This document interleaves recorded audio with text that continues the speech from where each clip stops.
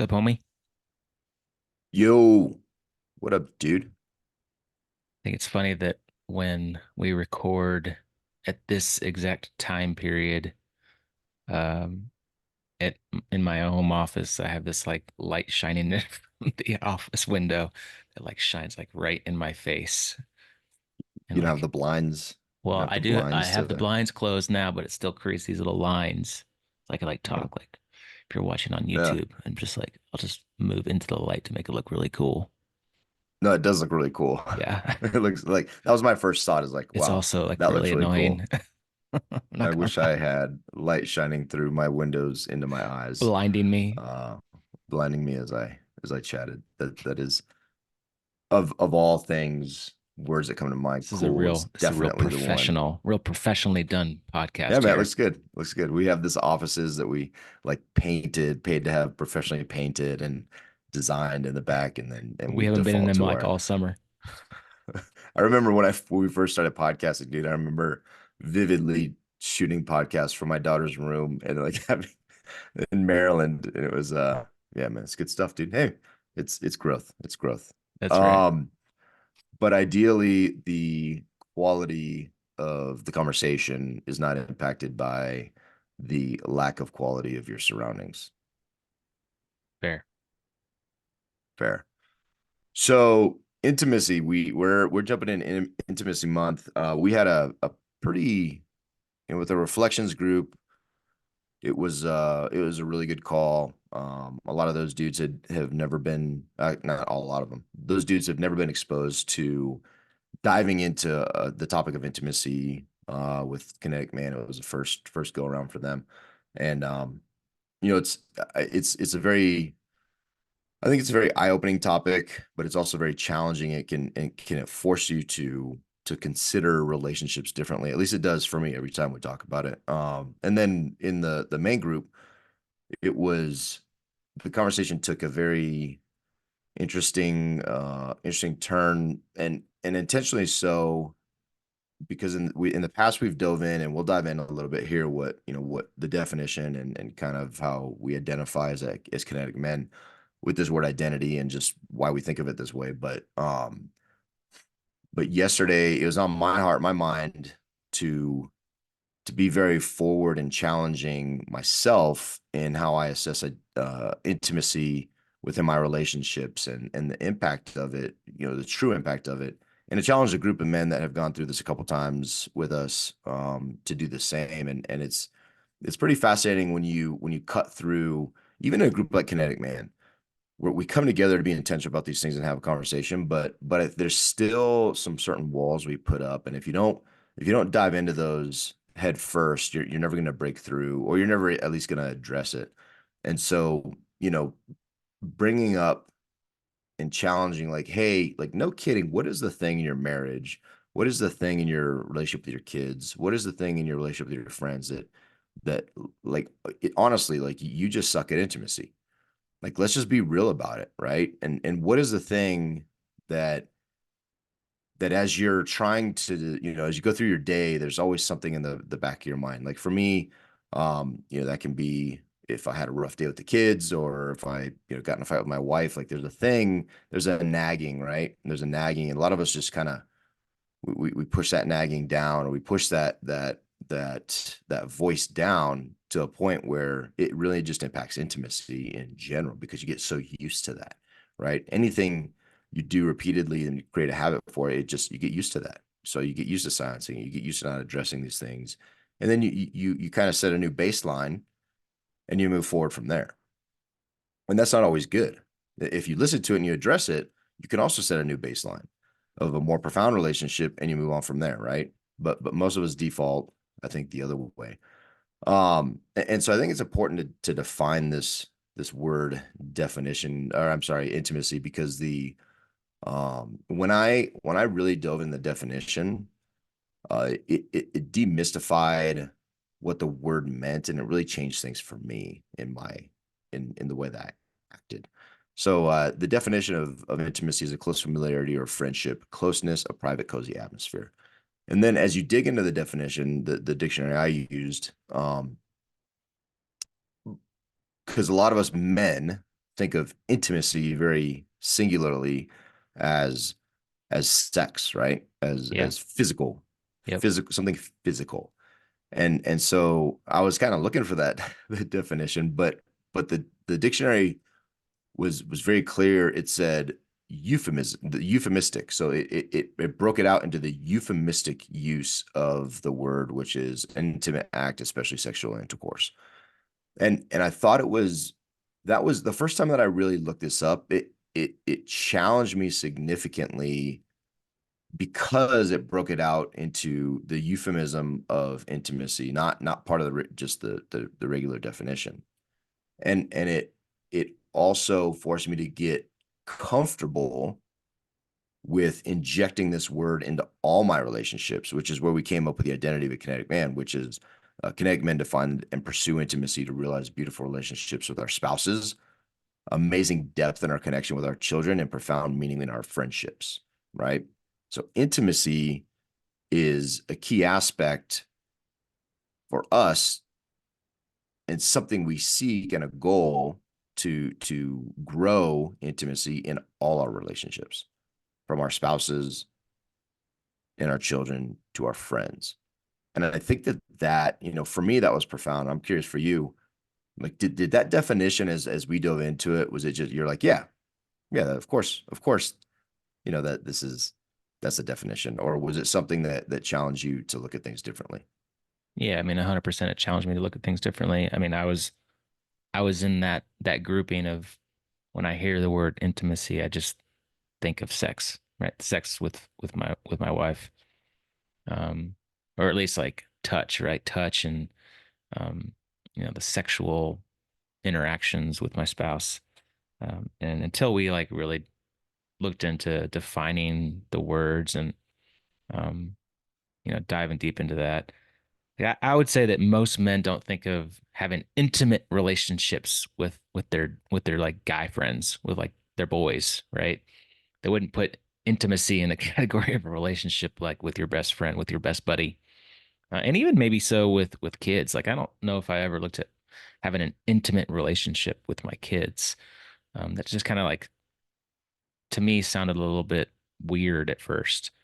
Um, but I saw, as we've been talking about this over the last couple of years and doing research on it, I can't remember where I saw it, but it really kind of drove the point home for me. Was it said intimacy equals see into me, meaning, you know, look deeper inside to know who I am, right? Like see inside me, see into me equals intimacy.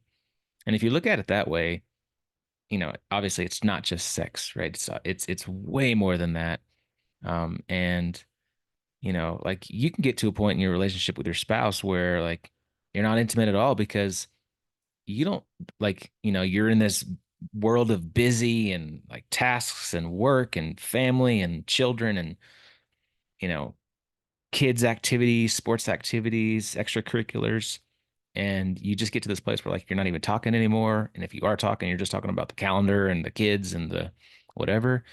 And like the intimacy goes down because like you're not seeing into each other. You're not like diving deep into like meaningful, deep conversations. And I think a lot of us, and I was there, and in chapters of our marriage have been there of like that not being in place. You know, I think most guy friendships never get there. And again, with even with children, I think a lot of that never comes up because again, you're just in this life of busy mode of you know being the bus driver and taking them from school to activities to whatever, and you don't actually intentionally spend some time to like get to know each other and ask hard questions and talk about deep topics. Um, and so yeah, it's really been life changing for me to look at it differently in all of my relationships and intentionally put some actions towards those, um, to have more intimate relationships. Yeah, I think step one is really, this is why we define it, right? Because then it opens your mind to it opens your mind to, if you understand what something is and you're committed, before even going into it, you're committed to to action it, to put action towards it, then this is something that can be really, all these topics can be really powerful if you have those two things. I'm going to define, I'm going to understand it, I want to know what it means, I want to apply it to my life, and I'm going to do something about it. And so for intimacy, step one is really understand what it means and what it means to you. One of the things that we take men through too is like, is no kidding. Most men don't do this, but what does intimacy look like for you? For you, right? Like what would the ideal intimate life look like for you in all your relationships? And that can be a baseline as well. Like understand yourself, like know thyself, and understand, okay, this is important, and I do desire, we all desire for people to see into us as well, right? Like not only do I want to do I want to be better at doing that with the important people in my life, but I want people to truly see me, and I want them to know me, and I want them to invest in that part of me, right? And I think a lot of there are men, if they're committed to friendships and hanging out, I think they can get to a place, but without the intentionality of intimacy going into it, and using the language around that, you don't have to go up to a dude and be like, "Hey, I want to be really intimate with you." But there's also, I would argue, there's nothing wrong with that. Like, I would also argue that like if you are intentional enough to be able to say what that means, and to say like, I want to go on this journey. I think you're super rad, and I would love our relationship to go to a different place with your friends, right? You're that intentional. And being that intentional with your kids is like, I mean, it is different, right? And but why not? Like, why not say, hey, I want us to go on daddy, daughter, daddy, son dates. I want us to do this stuff. I want one-on-one time with you very specifically because I love you, and this is what I want for our relationship. And this is what I want for as a dad and a kid. I want us to be able to blah blah blah blah. Like you're defining these things. You're very clear, you're intentional with it. Same thing with your wife. And I would argue, same thing, if you're a person of faith, same like I want an intimate relationship with my God and with Jesus. Like I Yeah. don't want surface level things. I want deep, profound relationships, and I want those things to be um so important to me that they make it on my calendar, and that they're things that I action intentionally put in place throughout my day, and action it, right? And make sure that those people, those, that they understand exactly where I'm coming from, because I know what being intimate means by definition. I know how it applies to my life, how I desire it to apply to my life. And then I want to do something about it. And I'll tell you that the crazy thing about intimacy, and most of these, most all these things, but until we say it and realize it, we don't necessarily recognize our influence in the realm. But it's something that we can cultivate. Like we can actively cultivate intimacy and deeply profound relationships. 100%. It's in our power to do that, Yep. right? And we We should can be lead the doing that. way in that. 100% we should be doing that, because if you're just waiting for somebody else to do it, the chance are that that voice, that default that all of us have, that desire, and then we continue to repress it. Most of us live in a state that we are more accustomed to and comfortable with repressing that and silencing it than we are actioning it and putting it on our calendar, right? Yeah.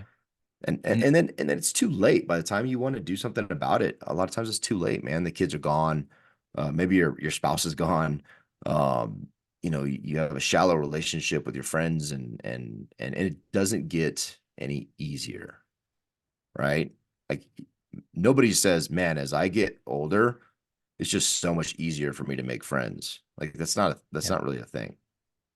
And so if this is not at front of mind, then you're not able to truly be the relational person that you want to be. Because I think relationships devoid of intimacy are, it's just they're surface level, and it's really not that fulfilling. I mean, it just really isn't. It's not that, it's just not that special, right? Yeah. Well, it takes some vulnerability, and which is a lot of times hard for men to to do. It reminds me of a conversation we had with Jared Lopes. He was on our podcast, has a community and a book called Dad Tired. And for those that aren't watching our Level Up videos, subscribe to our Level Up videos. One of the things he said, I'll spill the beans on what he said was, one of the things that he actioned in his life was like he said find two dudes, find two men and like go all in on those relationships and like get weird, like get awkward and be like, hey, David, you're my guy. Like, I want to grow this relationship. I'm committed to you to grow this relationship. I want you to be that guy in my life. Right. And that could be kind of weird, right? Like, that could be kind of weird to just like go up to a friend and be like, hey, man, you're my guy. I'm all in on you. Like, let's make this like a really good friendship. And then, our third partner, Steven, actually said he did that with the guy that he's close with. And he said he got like an amazing response and like it's really cultivated a good relationship, a close relationship with this guy. And so I think, that's an action step that we can all take. Whether it's our buddy, whether it's like having a sit down conversation with our spouse and be like, hey, it's time to like let's action item this stuff, right? Like let's sit down, let's do, the love language test and figure out, what drives us and what fills our love cup, and let's like pour into each other. Like let's make some action steps towards this stuff. Regardless of where you are in your marriage, regardless of how long you've been in a relationship, like you can always start there, right? Today we're recording this on um, our 16th, my 16th year anniversary with my bride. And it's making me like I've done the love language test a bunch of times, but I'm gonna go do it again because it changes over time. And I'm gonna ask her to for her to do it again. And we're gonna go on a date tonight and we're gonna like talk through deeper conversations than just like, what the kids are doing in the calendar and school events and stuff. So I think it's really, really important. Yeah, man. I think and I want to encourage dudes. It may seem it's in our head, it's weird in our heads, right? It's a disconnect between our hearts and our desires. And I would even say spiritually in our souls and our head and our brain. It's initially like, oh, it's really weird to like have that conversation with a dude or whatever. But in reality, it's not. Like once you do it, it's really not because you're just all you're doing is expressing a desire to be closer to somebody that's important to you. And if Yeah, you're we all want it. and I would argue, yeah, we all want it, and that person is probably going to receive that well. If assuming you're not just picking a random dude on the street. Like I'm hoping that you have a guy, a dude, or a homie, or for your ladies, a homiette that you are close with, and it's natural that you'd both want to grow closer together. You're just being intentional and saying it and being intentional in growing that relationship. Uh, and I would argue that it's more weird to me to not do it now. Like if you really want to invest in a relationship or you want somebody to know how you feel, like how do you expect them to ever know that? Or how you expect to grow a relationship? And I would say if you're not doing it with your kids, I think it's strange. If you desire to have a deeply profound relationship with your kids, like you should tell them that. That these should not be things that you leave for other people to guess and interpret, because most likely they're going to guess and misinterpret, because we're not perfect, and most of us are very fallible, and they're going to interpret off of the things that we do that we don't necessarily want them to do. Like, oh, you know how I feel, right? Like you know exactly how I feel. Like that's like so common in arguments. Like you should have known that. Like why would I know that? Yeah. Like you treated me like a turd. Like by my definition of what a turd does, like you treated me like a turd. You're not in bed. Like I don't know that. And because I'm a human being, most of my thoughts are negative thoughts, not positive thoughts. So like I'm not interpreting your whatever to be just, oh, I love you. No, I don't. I don't. Because one, you didn't say it and you surely didn't show it. And so like there's a disconnect and I've interpreted it differently. Like, dude, my kids, if they're just left to interpret my actions, like I don't know what they would come up with, man. Like I'm not that great of a day on a daily basis of just a kind, loving dad. It's like they're probably left if just left to me just hoping that they will like see how much I truly love them and just absolutely adore them. Like they're not going to get that. They're going to be like, Dad, you like yelled at me again and you whatever and you ignored me and looked at your cell phone and blah blah blah, right? And then I'm like, "Oh, you know I love you. What's the evidence?" Yeah, right. What's the evidence? Right? And so I think most of our relationships are that way, dude. Like I think there's especially today with the devices and the distractions and all the things that take our attention. um and so here's a couple just a couple things to think about. If you look at your marriage and you feel that you're in a roommate relationship, right? And it's very far from, if you will take the time to just consider your state of mind and where you're at when you said I do, like that's an important measuring stick, right? Be like, oh man, well, I remember when I said I do 16 years ago, like I didn't feel this way. Like what changed and how do I make and how do I obviously you did something to change. You both have done something to change. How do you do something to change it back? Those are action items there. If your kids, if you look at your daily activities, are your kids competing for quality time with other things like your work or devices or whatever else it is that you're choosing to consume your time? Because there's something there, right? And this is, I say your kids, this is for anybody. It's for your friends or your spouse as well, but for kids specifically, because they need that quality time and they need that investment, particularly from from their parents, from their dads.